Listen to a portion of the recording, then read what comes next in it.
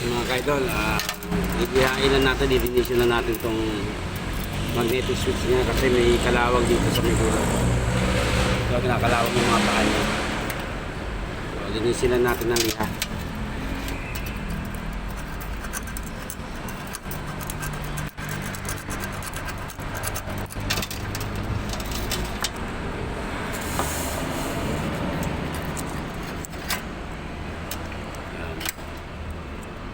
Natin linisin to, tanggalin yung kalawang.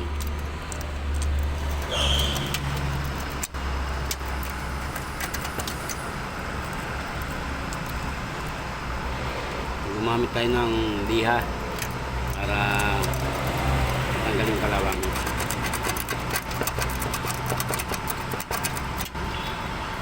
Kabilang tayo.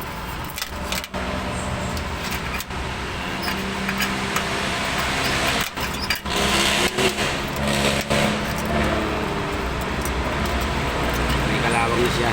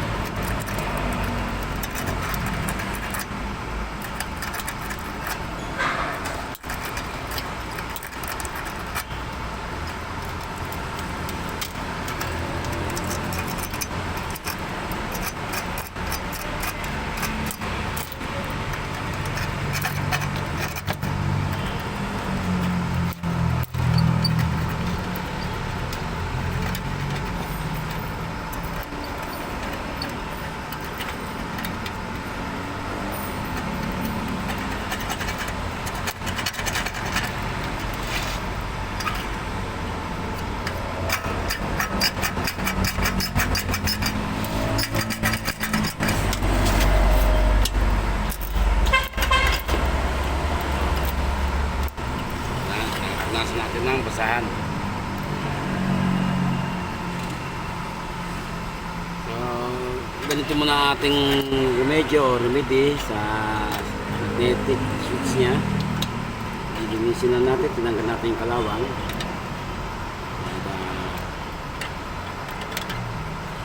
Testingin ulit kung ganun pa rin or okay na. Tapos yung contact switch niya sa magnetic switch. Ito yung cock switch niya. So nilinis ko na rin to kasi baka nagkaroon ng current. Ganun, yung pa rin na isang cause niya na loss connection ng loss flow of current. So, nilinis natin, nilihan natin. Tingnan na natin kung pa-power indicator. Lagyan natin ng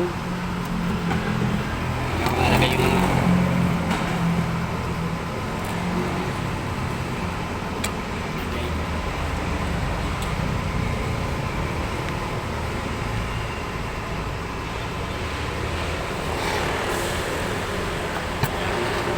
natin. Tingnan natin.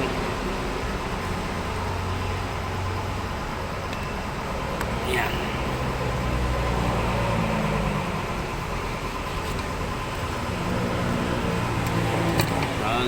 Use natin itong gitna, center. Use natin. Tapos, yan. Tingnan natin kung iinit. Ayun, may power. Okay, may power. Tawa natin ang power. Switch natin. Okay, meron na. So, mga seconds lang. Maramdaman natin umiinit yung heater plate niya. So, okay na yan. Okay. Mainit na mga kaidol. So, obserbahan natin pag nagsaing na yung nangyari. Sabi ko na sa kanya, ang naobserbahan ko lang, okay naman yung magnetic switch niya pag malamig. Tulad nito, malamig pa, makapit siya. Pero pag mainit na siya, mahina na yung kapit. Kaya sabi ko sa kanya, baka may problema yung magnetic niya.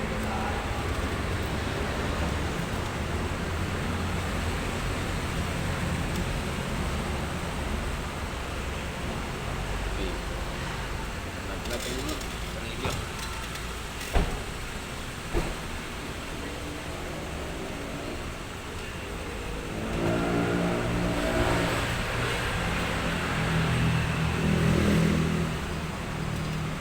Papa. Yes, ma'am. Camper, tsaka Ah, with okay. alignment.